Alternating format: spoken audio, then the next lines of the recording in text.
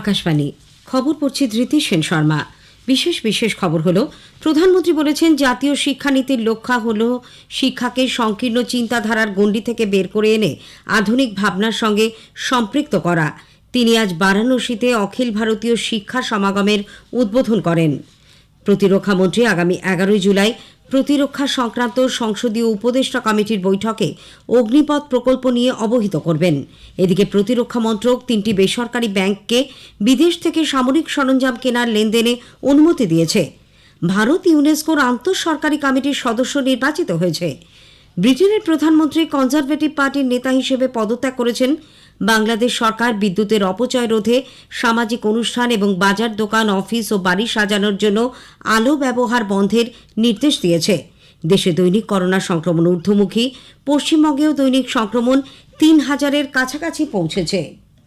ভারত শ্রীলঙ্কার বিরুদ্ধে মহিলাদের একদিনের ম্যাচের সিরিজ 3-0 জিতে নিয়েছে। উইম্বলডন টেনিস প্রতিযোগিতায় টিউনিশিয়ার ওন্স জাবে মহিলাদের সিঙ্গলসের ফাইনালে উঠেছেন। আসছি বিস্তারিত খবরে। প্রধানমন্ত্রী নরেন্দ্র মোদী বলেছেন, জাতীয় শিক্ষানীতির লক্ষ্য হল শিক্ষাকে সংকীর্ণ চিন্তাধারার গণ্ডি থেকে বের করে এনে 21 শতকের আধুনিক ভাবনার সঙ্গে সম্পৃক্ত করা। বারাণসীতে আজ অখিল ভারতীয় শিক্ষা সমাগমের উদ্বোধন করে প্রধানমন্ত্রী বলেন, যুবকদের শুধু ডিগ্রি দিয়ে প্রস্তুত করলেই হবে না, উপযুক্ত মানব সম্পদ তৈরির ক্ষেত্রেও শিক্ষানীতিকে উল্লেখযোগ্য অবদান রাখতে হবে, যাতে যুব সমাজ দেশকে এগিয়ে নিয়ে যেতে পারে। शिक्षा में यही विविधता हमारी शिक्षा व्यवस्था का भी प्रेरणा स्रोत होनी चाहिए। केवल डिग्री धारक युवा तैयार न करें, बल्कि देश को आगे बढ़ने के लिए जितने भी मानव संसाधनों की जरूरत हो, हमारी शिक्षा व्यवस्था वो देश को उपलब्ध कराए, देश को दे। इस संकल्प का नेतृत्व हमारे शिक्षक जितनी तेजी से इस भावना को आत्मसात करेंगे, छात्र छात्राओं को, देश के युवाओं को उतना ही ज्यादा, देश के आने वाले भविष्य को भी उतना ही ज्यादा लाभ होगा। প্রধানমন্ত্রী আরও বলেন, নতুন প্রজন্ম যাতে নতুন প্রজন্মকেই অবলম্বন করে যুগোপযোগী হয়ে ওঠে এবং দেশকে উন্নতির শিখরে নিয়ে যেতে পারে, শিক্ষাবিদদের সেদিকে লক্ষ্য রাখতে হবে। উত্তরপ্রদেশের মুখ্যমন্ত্রী যোগী আদিত্যনাথ বলেন, তার রাজ্যে স্নাতক স্তরে জাতীয় শিক্ষানীতি 2020 চালু করা হয়েছে। তিনি গবেষণা ও উন্নয়নের জন্য বিশ্ববিদ্যালয় ও কলেজগুলিকে অনুরোধ জানান। এর আগে প্রধানমন্ত্রী বারাণসীতে অক্ষয় পাত্র মিড ডে মিল কিচেনের সূচনা করেন। এই স্বয়ংক্রিয় রান্নাঘরটি প্রায় 150টি সরকারি স্কুলের কাজ করবে। প্রায় 1 লক্ষ পড়ুয়ার খাবার তৈরি করতে পারবে বলেও জানা গেছে। প্রধানমন্ত্রী পড়ুয়াদের সঙ্গেও মতবিনিময় করেন। প্রধানমন্ত্রী আগামীকাল প্রথম অরুণ জেটলির স্মারক বক্তৃতা দেবেন। প্রাক্তন এই বিজেপি নেতার জাতির প্রতি অমূল্য অবদানের স্বীকৃতি স্বরূপ এই স্মারক বক্তৃতামালার আয়োজন করা হয়েছে। নতুন দিল্লির বিজ্ঞান ভবনে সন্ধ্যে 6:30টায় এই অনুষ্ঠানে বক্তব্য রাখার পাশাপাশি শ্রী মোদী কৌটিল্য ইকোনমিক কনক্লেভে যোগদানকারী প্রতিনিধিদের সঙ্গেও মতবিনিময় করবেন। 3 দিনের এই কনক্লেভও আগামীকালই শুরু হচ্ছে।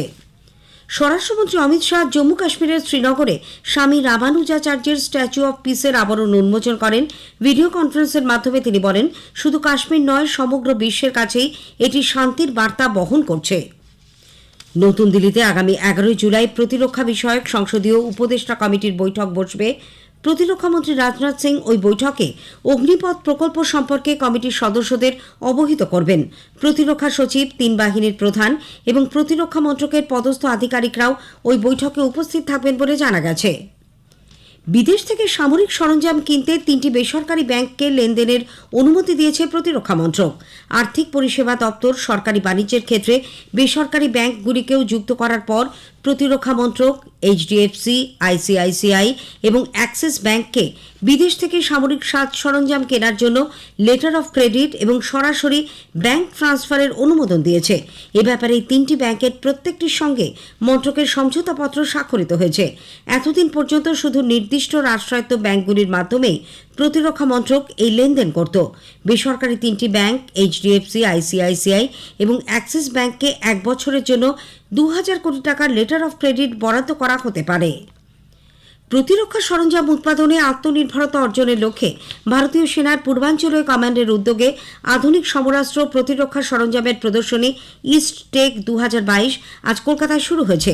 নিউ টাউনের বিশ্ব বাংলা মেলা প্রাঙ্গণে সেনা, society of Indian defence manufacturers এবং confederation of Indian industries CII এর যৌথ উদ্যোগে আয়োজিত ওই প্রদর্শনীতে ডিআরডিও, বিভিন্ন রাষ্ট্রায়ত্ত প্রতিরক্ষা সরঞ্জাম উৎপাদক সংস্থার পাশাপাশি প্রতিরক্ষা ক্ষেত্রের সঙ্গে যুক্ত গোটা দেশের 200-রও বেশি ক্ষুদ্র ও মাঝারি শিল্প সংস্থা এবং স্টার্ট আপ তাদের উৎপাদিত অত্যাধুনিক সমরাস্ত্র ও সরঞ্জাম নিয়ে উপস্থিত হয়েছে।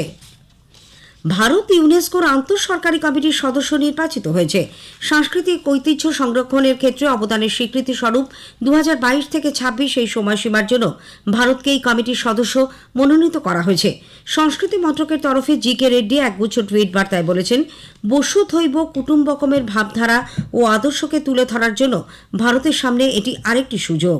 উল্লেখ্য, প্যারিসে ইউনেস্কোর সদর দপ্তরে দুদিনের সাধারণ সভায় এই আন্তঃসরকারি কমিটির নির্বাচন হয়। এ খবর আপনারা শুনছেন আকাশবাণী থেকে। ব্রিটেনের প্রধানমন্ত্রী বরিস জনসন কনজারভেটিভ পার্টির নেতা হিসেবে পদত্যাগ করেছেন। বিভিন্ন কেলেঙ্কারির জেরে একের পর এক মন্ত্রী ইস্তফা দেওয়ায় ব্রিটেনের নতুন মুখ্যমন্ত্রী নির্বাচনের পথ প্রশস্ত হয়। তবে নতুন মুখ্যমন্ত্রী না আসা পর্যন্ত তিনি পার্টির দায়িত্ব সামরিকভাবে দেখভাল করবেন বলেও জানা গেছে। উল্লেখ্য, 48 ঘণ্টার মধ্যে 50 জনের বেশি মন্ত্রী পদত্যাগ করায় বরিস জনসন সরকারের সামনে সংকট ঘনীভূত হয়। বাংলাদেশ সরকার বিদ্যুতের অপচয় রোধে কোনো সামাজিক অনুষ্ঠান অথবা কমিউনিটি সেন্টার, শপিং মল, ব্যবসায়িক প্রতিষ্ঠান, অফিস এবং বাড়ি সাজানোর জন্য আলোর ব্যবহার বন্ধের নির্দেশ দিয়েছে।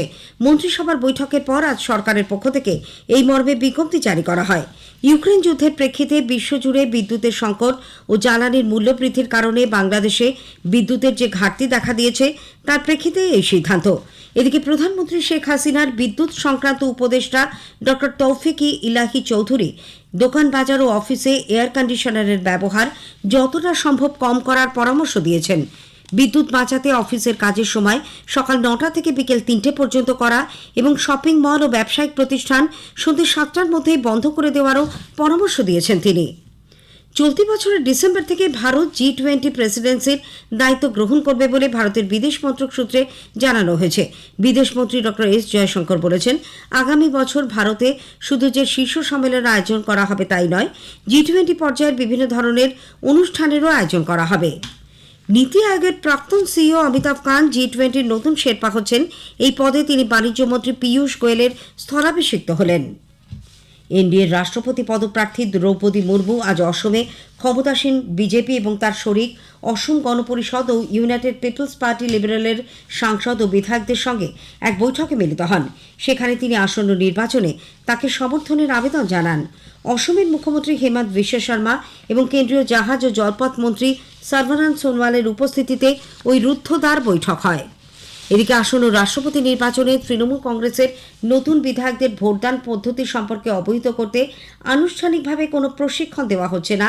তবে ভোটদান পর্ব শুরুর আগে নতুন সদস্যদের কিভাবে ভোট দিতে হয় তা বোঝানো হবে বলে পশ্চিমবঙ্গ বিধানসভার মুখ্য সচেতক নির্মল ঘোষ জানিয়েছেন।